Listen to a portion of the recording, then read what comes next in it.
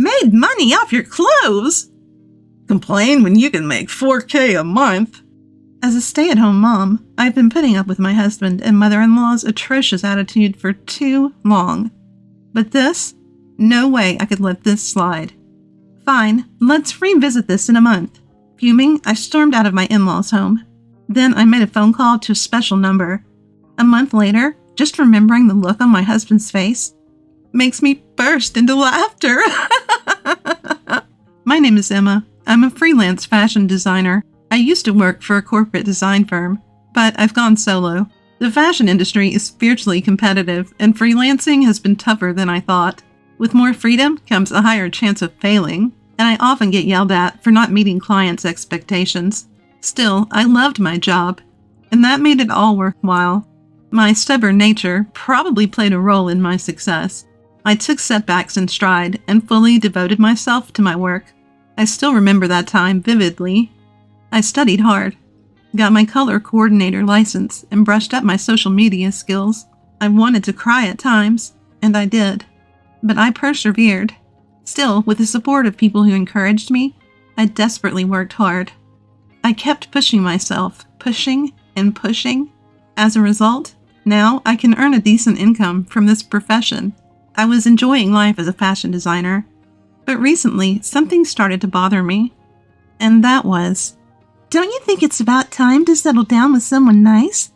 Absolutely. I've always been a career-first person.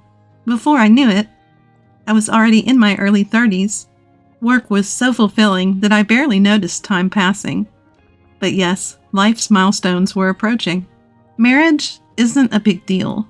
I used to laugh it off like that at first, but as I watched my friends, one by one, tie the knot, that's how I ended up marrying Noah, a guy I met at work. Noah is in the apparel business, a go-getter, and a real stand-up guy. It's probably thanks to his personality that things went smoothly all the way to the altar. So, Noah, about future work plans. Don't worry. You can take the lead on home stuff. So we decided I'd step back from my designer career for a bit. It's the division of labor thing, you know? That's why I've been really going all in on being a homemaker. As for going back to design work, I was thinking of picking it back up once things settled down a bit at home. Anyway, that was the new chapter in my life. I was living each day filled with dreams and hopes. Then, one day, Noah's dad passed away. His father had been battling cancer for a while, so it was just a matter of time. Still, his mom, Olivia, is really struggling with the loss of her long-term partner. Mom's really taking it hard. If she collapsed from the grief, it would be unbearable. So we decided to temporarily move into my in-laws' home. Luckily, their home is spacious, with a separate guest house. We would live there and take care of Olivia, who was in the main house. Mom, if you need anything, don't hesitate to call on us. Olivia, lunch is ready. So I took on the chores in the main house too, and kept Olivia company. Our dedication seemed to be helping. She was getting better day by day. I thought she'll be okay on her own soon. I was relieved and thinking of resuming my design work. But then, Emma, have you finished cleaning the main house yet? My mother-in-law just never seemed to pick up her share of the housework. Instead, she'd dump it all on me and go about her lazy days. And she never missed a chance to complain. The food is bland. You don't do laundry properly. She'd nag over and over. At first, I reluctantly went along with her. But this felt like servitude, and I couldn't stand it any longer. I have my own work to do.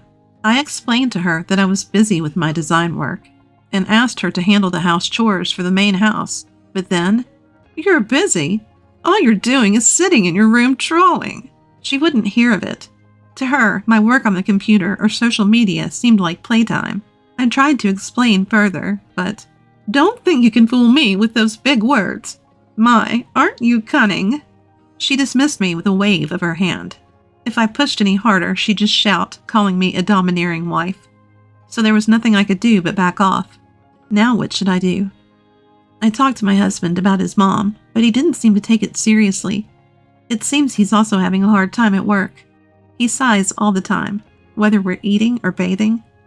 Of course, as his wife, I tried to offer a listening ear. Sometimes venting can be a relief.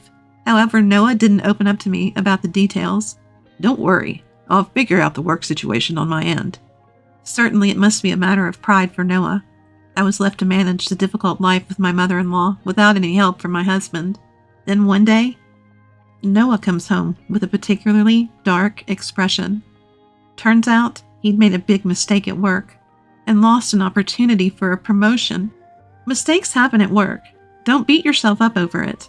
I thought I was giving him a normal pep talk, but it backfired with Noah, who has quite the ego. What would a homemaker like you know? My husband said, clearly irritated. Then my mother-in-law jumped on the bandwagon, blaming me as well. Don't you think Noah's failure is because you're not supportive enough at home? At their remarks, I'm momentarily stunned. No, this is definitely strange. Stunned by their accusations, I naturally fought back. But my words fell on deaf ears. It was decided then and there, I was the bad guy. From that day on, I was treated noticeably colder by both my husband and mother-in-law. Emma, can you hurry up with dinner? Emma, you were supposed to take care of the garden, remember? Emma, go buy some flowers for the living room. My mother-in-law became even more demanding, bossing me around. No matter how flawlessly I took care of the household chores, she'd always find something to complain about. Emma, you're sloppy with the cutting and the seasoning. It's too strong. Emma, I don't like how the garden looks. Redo it, please. Emma, these are lilies. I wanted gerberas. At this point, all I could do was sigh. I just wish someone would acknowledge my hard work. I tried talking to Noah again, but all he did was defend his mother. She's old, and she's relying on you. Besides, you have plenty of time, don't you? You're not working after all. Noah still seemed resentful. I knew he had a big ego, but I didn't expect him to be this petty. And so, drained and weary, I soldiered on alone in my in-laws' home. Then one day something happened that I simply couldn't tolerate any longer. That day, I had to go into town for some errands. After wrapping things up, I returned home. But the moment I opened my closet, I was shocked. What? Where are my clothes? Yes, almost all my clothes were missing. I rushed to the main house to confront my mother-in-law, who was leisurely sipping her coffee. Oh, I sold your clothes. My mother-in-law casually admitted her deed. She said she sold them to a resale shop to help with the family finances. I was furious, more than furious. Those weren't just fashionable clothes. They were designs I had worked hard on, bringing them to life through my labor. Some were even from the early days of my career. Seriously, who sells someone else's stuff without asking? I couldn't believe it. I let loose on her with all my feelings. But who needs fancy clothes when they're unemployed? There was zero remorse from her. And my husband, who had come running after hearing the commotion, was no help either. If you have complaints, try earning $4,000 a month. With that, Noah and my mother-in-law both mocked me. I responded, trying my best to stay calm. Fine, check back in a month. Both were stunned by my unexpected answer. Ignoring them, I got ready and left my in-laws' house. I plan to live in a hotel for a while. The room is small, but it feels much more spacious than my in-laws' home. This must be what freedom feels like. I lay on the bed and casually checked my phone. Several calls and messages from my husband and mother-in-law. Of course, I ignored all of them. Ugh, what a day. I tossed my phone on the bed with an exasperated look, but after a few seconds, I had second thoughts and picked it back up. I dialed a number. A month had passed since then. Right now, there's a big fashion show happening at the city's event hall. It's a collaborative effort between renowned fashion designers and popular models, and not just open to the public. Various industry insiders are also in attendance. I'm participating as a fledgling designer myself. Emma, long time no see. Emma, thank you for your help the other time. Emma, you look well. That's great to hear. Since many people from this field are gathered, I see a lot of familiar faces. I make my rounds and engage in lively conversation with people I've worked with before. Aiden, long time no see. Amelia, I should be thanking you for your help last time. Lucas, you're looking well too. Is Sophia in elementary school now? What a pleasant time this is. There was no shortage of interesting topics, including recent trends and industry developments. But then, someone rudely pats my shoulder. Ah, you're here too. I turn around and see my husband. So, have you come to your senses yet? You're stubborn, you know. At least respond. How about admitting defeat and coming home? Noah hasn't changed. Those were his words to his wife he hasn't seen in a month. I was so dumbfounded, I couldn't even find the words. I was brushing Noah off when a man rushes over to us. Do you two know each other? Director Henry. Director Henry is one of the higher-ups at the apparel company where Noah works. Yes, she's actually, embarrassingly enough, my wife. She's so uppity. Even though she's unemployed, it's really becoming a problem. With those words, Noah snickers. At that moment, Henry turns red and shoots Noah a glare. Emma, I apologize for my employee's inexcusable behavior. Henry, it's all right. Noah is watching our exchange, mouth agape. The truth is, Henry and I are acquainted. I had collaborated with my husband's company during my freelancing days, and Henry was the one managing the project. And now my husband is about to learn another shocking fact from Director Henry. Emma is a renowned fashion designer. Don't you even know that about your own wife? What? Noah looks at me with astonishment. Yes, I used to be a well-known designer in the industry, not to brag, but I was pretty popular on social media before I got married. Back then, I was pulling in tens of thousands of dollars a month, including ad revenue from social media. I kept that a secret from Noah. There never seemed to be a good time to tell him, and I didn't want to be valued just for my financial worth, so he probably thought I was just a mediocre independent designer.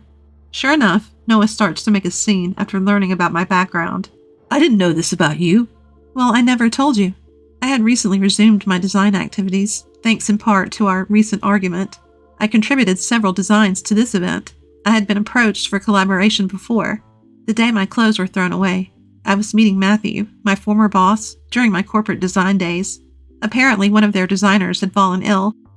That's when Matthew urgently asked me to take over as the lead designer for the fashion show. I had been hesitant since I had paused my design career. There was also the matter of issues at my in-laws' home. But then, the big moment came. I called Matthew from the hotel to say I was on board and ready to go. You, being just a homemaker and unemployed. I could hear Noah's pride crumbling. I retorted with as much sarcasm as I could muster. So, we're good at $40K a month, right? Soon after, I divorced Noah. Emma, I messed up.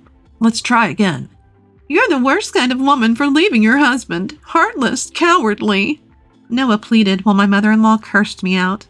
I dismissed them both. Come talk to me when you're making $40K a month. Since then, I haven't seen Noah and his clan. From what I hear, Noah got demoted to a smaller department. He must have irked the higher-ups in the company. According to Mr. Jones, even previous work mistakes were due to conflicts with colleagues. Judging as lacking any remorse, he's been completely written off. They're still living in that house, as they seem far from happy. I passed by their home once. It had a defeated aura. Well, they had it coming. As for me, I was recently in the spotlight again at a fashion show. My career as a designer is thriving. And life is busy but fun. By the way, things are going well between me and my former boss, Matthew. Matthew is a great guy who massively supported me when I struck out on my own. I trust him as a partner. I should have honed not just my design sense, but also my man-picking skills. I chuckled at the thought as I focused on my work.